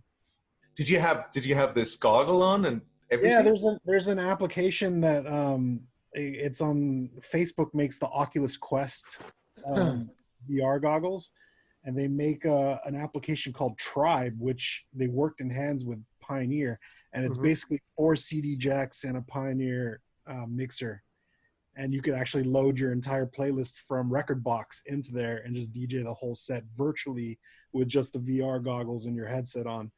So I just put all my MP3s in there and I just loaded them up and did it in VR and just streamed everything straight from the goggles. I did it for fun. It was just a funny thing, but a lot of people seem to have enjoyed it. But you need the goggles, right? I mean, everyone needs the goggles to make it work. Otherwise, it's Well, there are these makeshift goggles you can like stick your iPhone into and then put your head on. But I mean, come on, who really wants to do that shit? yeah. But like, didn't they do something in what's that video game, Fortnite, where there was like Yeah. this massive rave, or Second I mean, Life? Yeah, I mean, Travis Scott had like 12 million views, didn't he, with his concert on Fortnite? Like people were attending as their characters in the game or something. Yeah. I feel like that might be the future as well. Like that movie. What's the movie where everyone lives in the virtual reality? It's a new one. The one about the old arcade games. Steven Spielberg movie? No, it's like the new one. Coin Up, Tron. was it? Not Coin Up, or I know what you're talking about. you know what I'm talking about. Yeah. Everyone lives in this film. Everyone's Isn't like it with Bruce Willis, and everybody has this avatar running around outside? That's the one. That's a different one. no. I mean, the headsets are going to have to become cheaper. Ready Player One. That's the one. Ready Player One. Yeah, it's a Spielberg movie. Yeah. Yeah. The headsets are already getting pretty cheap as it is, though. I mean, the Oculus Quest is like what, $399 now, and it's a full blown system. You don't need a computer. It just put on a headset and that's it. But do you think like at some point people are gonna start living in these virtual worlds instead of actually going out? Because right now we can't go out, so we're gonna be living in these virtual worlds. It's a great thing for nature, though, isn't it? If people can experience, say, the Great Barrier Reef, which is obviously dying, but they can view it virtually, then that's much better for the environment. Or be at a party with a bunch of other. Yeah. I don't know whether I mean, Ellen always talks about like the physicality of partying, and I think there's nothing will beat that. It's like Chris was saying, the smell of the smoke machine, you know, it's you can't get that. That's true. Smell-o-vision. Have you guys ever gotten like a demo from like a virtual reality demo with the headset and everything? I've never done it. I've played Mosting before with the DJ, with the Pioneer decks. It's really difficult because you're holding controls in your hand like this, and you have to try to mix with like pulling triggers. You're not actually. It's like being on mushrooms. It's super weird. It's just like being on mushrooms. It's pretty insane. The technology is, I'm not gonna lie, it's insane. But it's such an isolated experience, you know. It's like you in that environment with maybe gloves, or that, you know, you obviously you got the headset. There's some experiences where you're sitting in a like chair, special chair that vibrates according to what's happening with whatever it is they're showing you. So I don't know. It's a strange one, but there's a part of me that feels like at some point in the future, people, just like with cell phones in their pocket, they're going to be walking around with like, you know, virtual reality headsets, and they're going to go to their friends' houses, and maybe one of us is going to be on soon, and then everyone's going to put their headset on, and then bam, maybe it'll be into our environment, you know. Maybe it'd be augmented. I think maybe more so than virtual. I mean, I think that's the whole thing with not owning the ownership that we had, say, of the 20th century of having a record collection or a library. These things will go once they can figure out how you can actually see things that aren't there. You know, so you can read a book without it being there, or have a party without being. I think the virtual reality thing still, for me, will always feel like you just said, it's not it's singular, right? Because you're still alone. Yeah, it's you're not still social alone at all. You know, it's a complete opposite. Yeah. You can change it always. Like every minute you change it. Yeah. Oh, now I want to be in Hawaii. You can change the ending of the story. Oh, now I want to be here. Ooh, wow. This is crazy. Yeah. And I think that's ultimately the difference to a real life experience, because you don't have these consequences. And I think that's one thing that's going to make the big difference always, that no matter how amazingly you can recreate something digitally or virtually, if you always know in the back of your head, I can get out of it in a second and just go on my couch, it will never be the same as actually being in a club. and basically needing to get a cab in the morning to go back to your couch. You know what I mean? Trying to leave Berghain. Yep. The whole experience. Yeah. Oh, you just reminded me. Oh. Is that another story, Chris? No. Oh, yes. Okay, stop it. We keep this for next week, the next story. Andy, another question? Save it for Chris's nighttime stories podcast. Yeah, I save it for my nighttime bed stories. Okay, let's do a real quick fire question where you're just gonna have to rattle off an answer. Daniela Horianga wants to know, what are your 2 or 3 tracks, but let's go with one each. Track that never leaves your record bag. First up, Mo, drum cell. I think it's still James Ruskin's work track, the Steve Rockmud remix. Tough one. Ali, it's a tough. I mean, I carry my whole collection with me. Different weapon. I carry the music over from one laptop to the next, so I have everything I ever need. I think one that I pull out regularly, especially when I'm playing more after hours sets, is Mike Delgado, the Murder track. Yeah, it's amazing, that EP. Yeah. That's from early 90s, like 91 or something. David, Mr. Truncate? No Way Back by Adonis. Like, in any chance I get to play it, I'll play that. That's like one of my all-time favorites. Ellen? I think it's Seawolf, Underground Resistance. That's a tune. It's a banger. It's a banger. Of course, I have also my heart running with like so much old school stuff, and there are many bubble. Okay, one. Yeah, you're done. Chris? Into Darkness Radio Slave remix. Hey! Big ups. And for that matter, every Radio Slave track. Thank you. That's true. I'm your stalker, Matt. You know that. You are. Was that everyone? Did everyone answer? No, Yeah. apart from me, for me, Matt. it's Nate Williams' Club Patrol, the Roy Davis Jr. remix on Sex Tracks. Oh yeah. It's just like one of the, I don't know, it's the ultimate wild pitch kind of experience. It's killer.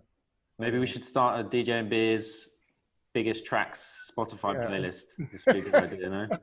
Thursday night, banging the tunes out at home. Okay, here was an interesting question from Ada.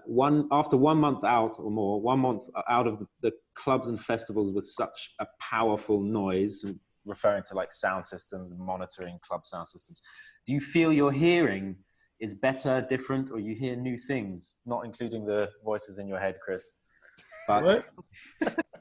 do you like you spend so much time in clubs? How's your hearing affected from not being in a club and in this crazy loud environment? How are you looking after your hearing? Does it improve your kind of listening in the studio environment? No. Still can't hear it. You want it quick. What? You know, Benny Rodriguez, like there's one thing that like about the earplugs and everything, because I've tried to wear earplugs in the clubs and I do know my hearing is suffering. But Benny Rodriguez like once said it best. He said like, I'm here in this moment and I'm living this moment and I want to live the music 100%. Why would I force myself to only hear 70% of the music in this moment?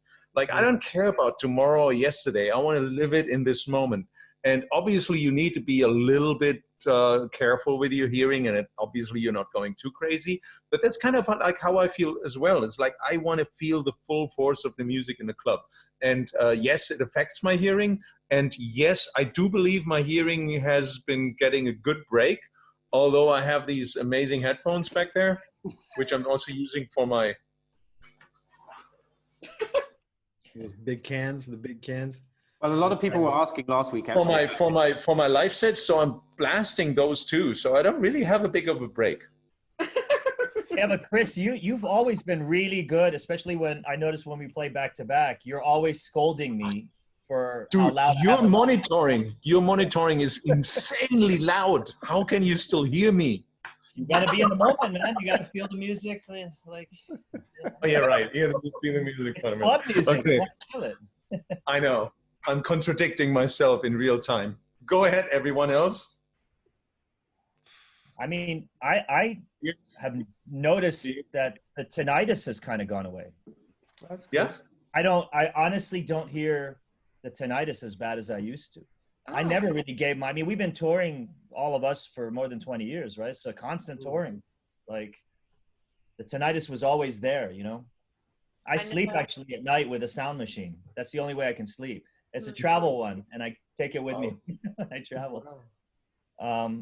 But yeah, I've really noticed that my hearing is better, and I don't hear the tinnitus as much. So, in answer to that question. For me, So it's like, what do you think it's gonna be like when we go back to loud It's environments? gonna sound really loud and really clear. Sorry, Ellen, I cut you off. I'm sorry. No, it's okay. I have to say, for me, it's very relaxing not being in clubs at the moment. I feel that when I'm working in the studio, it's easier for me to produce at the moment. I hear much better. And I'm less stressed, so I can concentrate much better.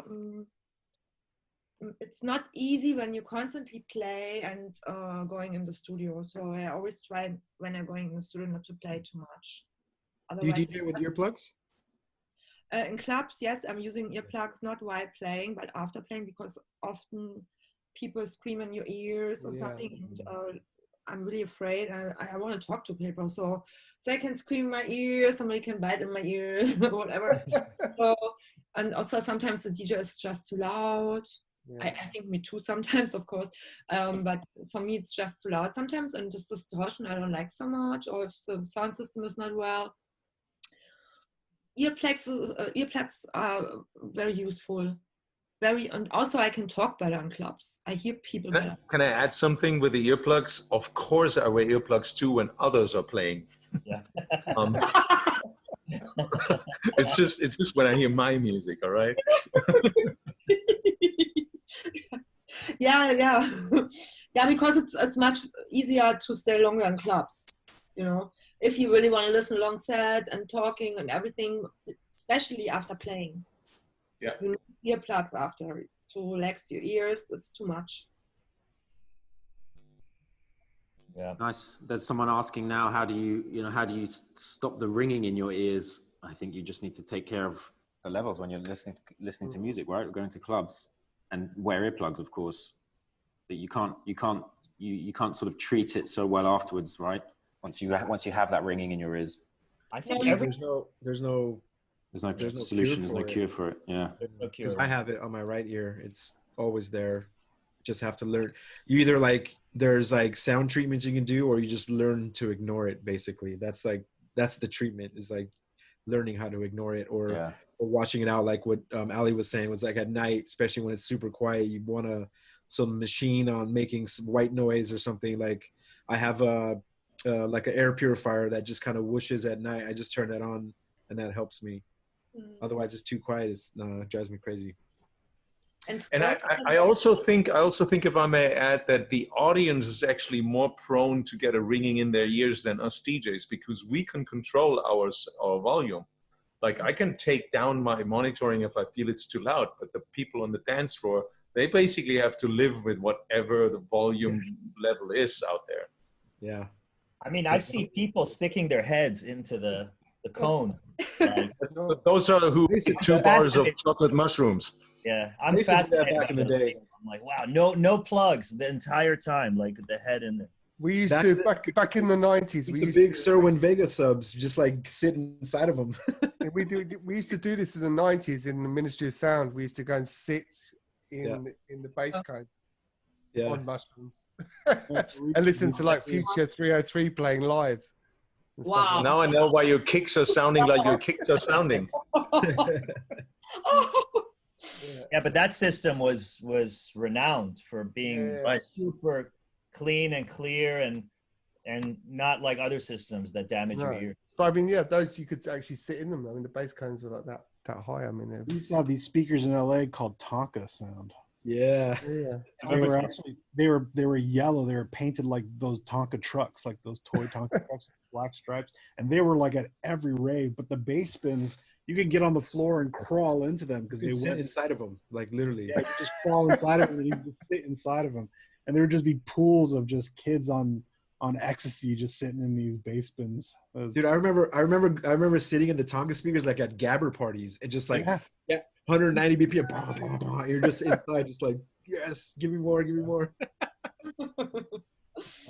Okay, guys. Should we wrap it up with one final question? Sure. Sure. Unless you want to keep going. 423 Kowalski is asking who has a favorite piece of hardware in the studio with an interesting backstory or a bit of heritage behind it.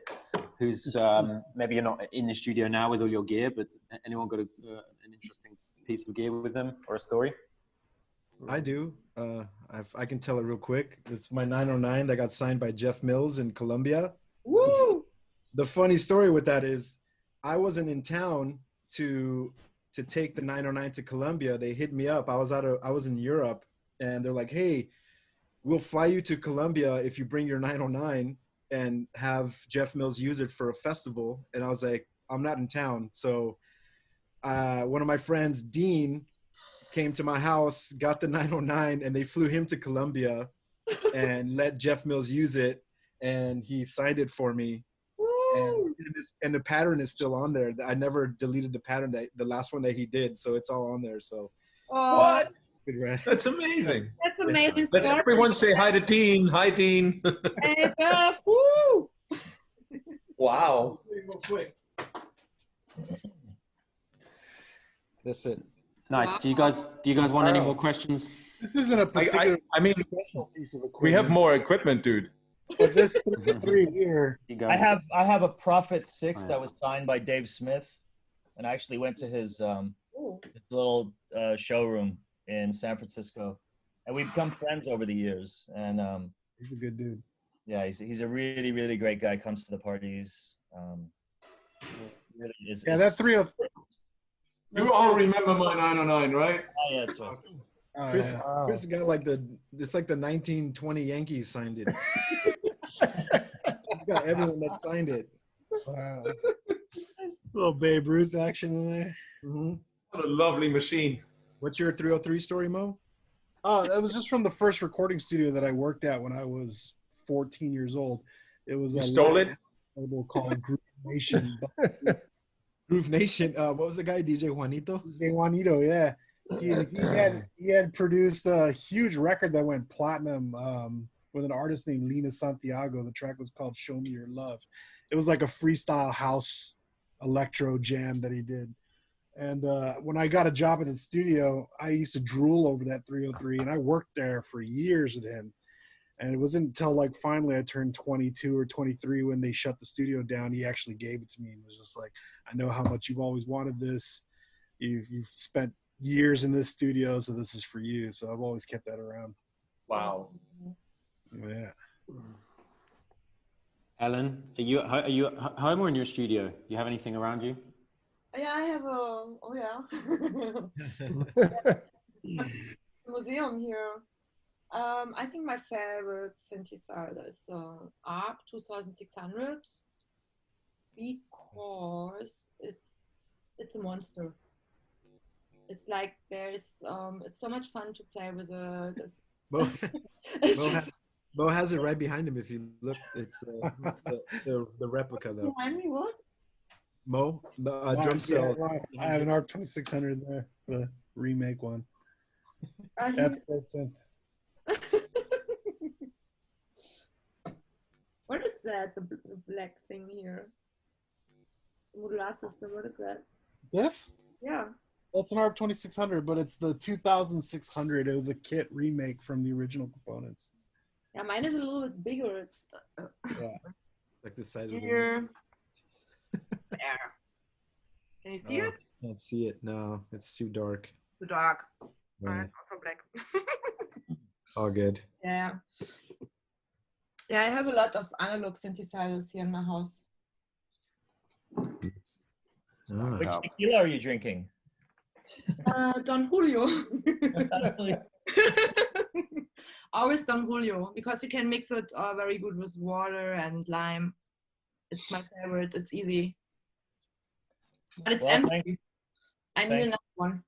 Thanks to DJs and beers, I'm going to be drunk in the afternoon once again. Nice. But it's a pleasure with this group. It's once a week. It's okay. Yeah. Tomorrow's May Day, so. Oh yeah. Tomorrow is Wednesday, Yeah. Right. Well, thank you so much for coming on, Ellen. Yeah. Thank you. Thank you, guys. And I hope I see you soon. Keep in touch. Hopefully. Stay safe, stay healthy. And we're gonna dance a lot, no? Together. Hope so. It's gonna be an epic after. Yes. Cheers. That's going to be an after party. That's going to be quite an after party. And the world, stay safe. Looking forward to it. Great. Well, Ellen, thanks for being my secret special guest. Thank you so much. It was so much fun, guys. Pleasure. The more I hear about stories from LA when you guys were younger, the more I think we should do a special show about your stories of LA when you were younger in LA with all the raves. That's great. For anyone out there still watching, maybe also tell us in the comment sections. Wait, where's Oh, what? She's Ellen gone. just left us. She's out. Okay.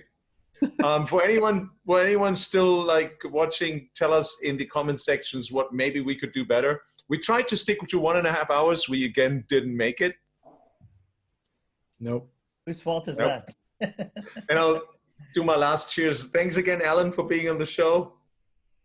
Guys, thanks so much for the good everyone. times. Andy, thank you so much Thank you, for Andy. producing. Thanks, Andy. Pleasure. Just in the background of Juice Productions, thanks for transmitting this signal to the world. Thanks, guys. Anybody else has some last words? I guess Okay. if we want to drop a little promotion, Mo and I are doing a stream tomorrow for Compound in LA. It's like all LA DJs, and you'll see it on our Facebook and Instagram and all that stuff. So. Yeah, I think David plays 3 to 4 Pacific time, and I play 4 to 5 Pacific time. Yeah. So we got that going on. Nice. Cool. And you've got the remix EP is now ready, right, David? It's ready. Yes, yeah, that's right. I got your pre-master. Yeah. So I'm getting the artwork done, and yeah, I'm working to get that out as well. So when is that, like September or something, maybe? Before. Maybe before, because I want to get it hopefully like July. Okay, cool. We'll see what happens, because I want to press the vinyl. So depending And you press the vinyl in the States? yes, with you know Dietrich from Complete. Yeah. He's the one that Okay. does all my vinyl pressing and everything. So Nice. Okay. Dietrich Schönemann. yes, Yeah, Prototype 909. Prototype 909. Shout out. Didn't he do this big track Eon New York?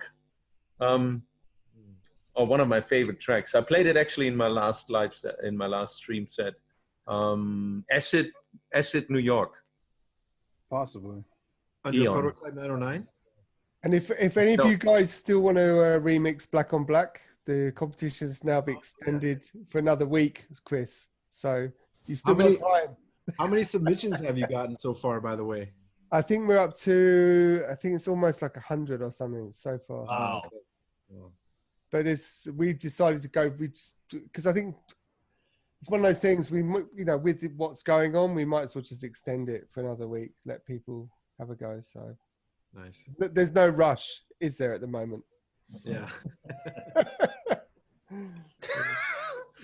All right, there's no rush. All right, anyone else? Anything to promote for the next week? I'm gonna be recording it now. Something for Sunwaves. Sunwaves are doing like a little virtual festival event tomorrow. You're doing a 26-hour recording now? No, 2 hours, nice and manageable. What? Yeah, so I'll be a part of that with people like Seth Troxler and You're going to slow it down so it becomes 26 hours. yeah. Oh, the memories of that 26.5-hour set. Yeah, pretty crazy. But yeah, that's tomorrow. And I got to go record that now. Cool. So, Right Cheers, on. guys. gentlemen, Okay. See you guys soon. Take see you care. guys soon. Tune in again next Thursday, 9 p.m. when all of us are back together, and Mo has a secret special guest next week. And I wish you all a great, healthy week and stay. Take care. Take care. DJs and Bye. beers. Ciao. Good night, everyone. Thank you so much. Thanks, Andy. Cheers.